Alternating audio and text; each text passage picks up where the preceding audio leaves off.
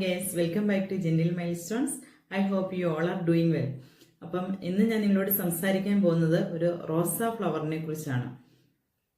Rose flower ഇഷ്ടമില്ലാത്ത ആരുമില്ല. കുട്ടികൾ മുതൽ മുതിർന്നവർ വരെ എല്ലാവർക്കും വളരെ ഇഷ്ടമുള്ള ഒരു ഫ്ലവറാണ് ഈ റോസ് ഫ്ലവർ എന്ന് പറയുന്നത്.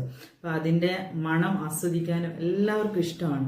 അപ്പം ഞാനാണെങ്കിൽ ഇവിടെ ഒരു റോസപ്പൂ കണ്ടാലും അതൊന്ന് മണപ്പിക്കാനും അതുപോലെ തന്നെ പറിച്ചെടുക്കാനും നോക്കും. അപ്പം ഇന്നും കൂടെ ഞാനൊരു റോസപ്പൂ പറിച്ചെടുത്തു. കണ്ടോ, എത്ര ബ്യൂട്ടിഫുൾ ആയിട്ടുള്ളൊരു ഫ്ലവറാണ്. അപ്പം പക്ഷേ ഈ റോസപ്പൂ പറിച്ചെടുക്കാൻ ചെല്ലുമ്പോൾ ചെറിയ ചെറിയ മുള്ളുകൾ കയ്യിൽ കൊള്ളാറുണ്ട്. നിങ്ങൾക്ക് എല്ലാവർക്കും ഈ അനുഭവം ഉണ്ടെന്നറിയാം. ഒരുപാട് പ്രാവശ്യം ചിന്തിച്ചിട്ടും ഉണ്ടായിരിക്കാം ഈ റോസാപ്പൂവിന് ചുറ്റും എന്തിനാണ് ഇങ്ങനെ മുള്ളുകളെന്ന്. അപ്പം ഞാനും അതുപോലെ ഒരുപാട് പ്രാവശ്യം ചിന്തിച്ചു. കാരണം ഈ മുള്ളുകൾ എന്ന് പറയുന്നത് റോസാ ഫ്ലവറിന് ചുറ്റുമുള്ള ഒരു സംരക്ഷണമാണ്. മനോഹാരിതയും വിലയുള്ളതുമായ എന്തിനു ചുറ്റും ഒരു സംരക്ഷണമുണ്ട്. അതുപോലെ ഈ റോസാപ്പൂക്കളെ നശിപ്പിക്കാതിരിക്കാൻ വേണ്ടി മൃഗങ്ങളോ മറ്റാരും തന്നെ അതിനെ നശിപ്പിക്കാതിരിക്കാൻ വേണ്ടി അതിനു ചുറ്റുമുള്ള ഒരു സംരക്ഷണമാണ് ഈ മുള്ളുകൾ എന്ന് പറയുന്നത്.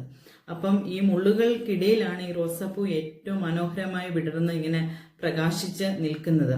അപ്പം ഈ മുള്ളുകള് ഈ റോസാപ്പൂവിന്റെ ഒരു അതിജീവനമാണ്. തന്നെ നശിപ്പിക്കാൻ വരുന്നവരോട് പോരാടാനുള്ള ഒരു പോരാട്ടത്തിന്റെ സിമ്പലായിട്ടാണ് ഈ തോൺസ്, ഈ മുള്ളുകള് റോസാപ്പൂവിലുള്ളത്. അപ്പൊ നമ്മൾ നമ്മുടെ ജീവിതവുമായി ഇതിനെ ഒന്ന് കമ്പയർ ചെയ്ത് നോക്കുമ്പോൾ നമ്മുടെ ജീവിതത്തിലും പല വിധത്തിലുള്ള മുള്ളുകളുണ്ട്. അപ്പം ചിലപ്പോൾ നമ്മുടെ പരാജയങ്ങളായിരിക്കാം, ചിലപ്പോൾ നമ്മുടെ വേദനകൾ മീൻസ് മറ്റുള്ളവരെ നമ്മളെ ചില സമയത്ത് കളിയാക്കാം, പരിഹസിക്കാം, പല നിന്ദകളും ഒറ്റപ്പെടലുകളും ഒക്കെ നമ്മുടെ ജീവിതത്തിലുണ്ടാകാം. അപ്പൊ ഇങ്ങനെയുള്ള മുള്ളുകൾ എന്ന് പറയുന്നത് നമ്മുടെ ജീവിതത്തിന് ചുറ്റുമുള്ള ഒരു ബൗണ്ടറീസ് ആണ്. അതിന്റെ നടുവിൽ നമ്മൾ എന്ത് ചെയ്യണം? നമ്മുടെ ജീവിതത്തെ ഇങ്ങനെ വളർത്തിയെടുക്കണം. അതായത് നമുക്ക് അങ്ങനെയുള്ള മുള്ളുകളൊന്നും നമ്മുടെ ലൈഫിനെ തളർത്തി കളയാതെ അതിനിടയിലൂടെ നമ്മൾ നമ്മുടെ ജീവിതത്തെ സക്സസ്ഫുൾ ആക്കാൻ വേണ്ടി നമ്മൾ പരിശ്രമിക്കുമ്പോഴാണ് നമ്മളുടെ ലൈഫിലെ മനോഹാരിത മറ്റുള്ളവർ കാണുവാനായിട്ട് ഇടയെത്തിയിരുന്നത്. അപ്പം നമുക്ക് ചുറ്റുമുള്ള ഇങ്ങനെയുള്ള മുള്ളുകളെ നോക്കി നമ്മൾ തളർന്നും വിഷമിച്ചും ഒന്നും നമ്മൾ ഇരിക്കുവാൻ വേണ്ടിയുള്ളതല്ല. ഇതിനെയൊക്കെ നമ്മളൊരു അതിജീവനമായിട്ട് എടുത്തുകൊണ്ട് നമ്മുടെ ലൈഫിനെ നമ്മൾ ഏറ്റവും മനോഹരമായി പണിതെടുത്തുകൊണ്ട് പരിശ്രമത്തിലൂടെ നമുക്ക് എന്തെല്ലാം കാര്യങ്ങൾ നമ്മൾക്ക് ചെയ്യാൻ പറ്റുമോ ആ കാര്യങ്ങളെല്ലാം നമ്മൾ ചെയ്തുകൊണ്ട് നമ്മൾ വിജയത്തിന്റെ പാതയിലേക്ക് നമ്മൾ എത്തപ്പെടണം. കാരണം വിജയത്തിന്റെ പാത എന്ന് പറയുമ്പോൾ പലപ്പോഴും അതിന്റെ പാതകൾ കഠിനതകൾ നിറഞ്ഞതാണ്. ചിലപ്പോൾ മുള്ളും കല്ലും അതുപോലെ പലതരത്തിലുള്ള വിഷമങ്ങൾ നിറഞ്ഞ ഒരു പാതയിലൂടെ ആയിരിക്കാം ചിലപ്പോൾ നമ്മൾ സക്സസ്സിൽ എത്തിച്ചേരുന്നത്.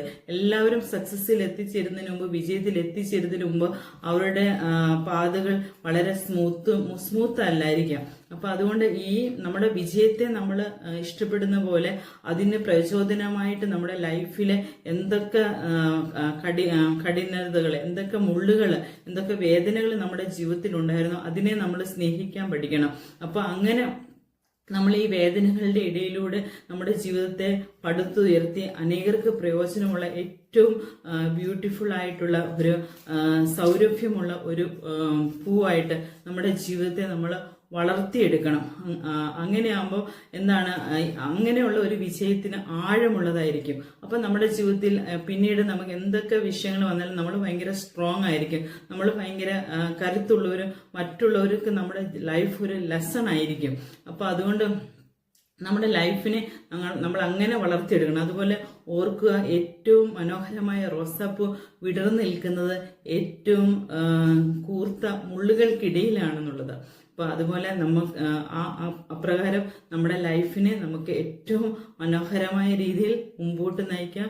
പുറകിലുള്ള ഒരു മുള്ളുകളെയും ഓർത്ത് വിഷമിക്കാതെ ആ മുള്ളുകളെ എല്ലാം ഏറ്റവും നല്ലതിനുള്ള ഒരു ബൗണ്ടറീസ് ആയിട്ട് മാത്രം നമ്മുടെ ലൈഫിൽ നമ്മൾ കാണുക. എല്ലാവർക്കും നല്ലൊരു ദിനം ആശംസിക്കുന്നു. അതുപോലെ നിങ്ങൾക്ക് ഈ വീഡിയോ ഇഷ്ടപ്പെട്ടുവെങ്കിൽ ദയവായി എൻ്റെ ചാനൽ നിങ്ങൾ സബ്സ്ക്രൈബ് ചെയ്യുക. അതൊരു വീഡിയോ ലൈക്ക് ചെയ്യുക, ഷെയർ ചെയ്യുക, കമൻറ്റ് ഇടുക. അടുത്തൊരു വീഡിയോയുമായി വീണ്ടും കാണുന്നതുവരെ ബൈ.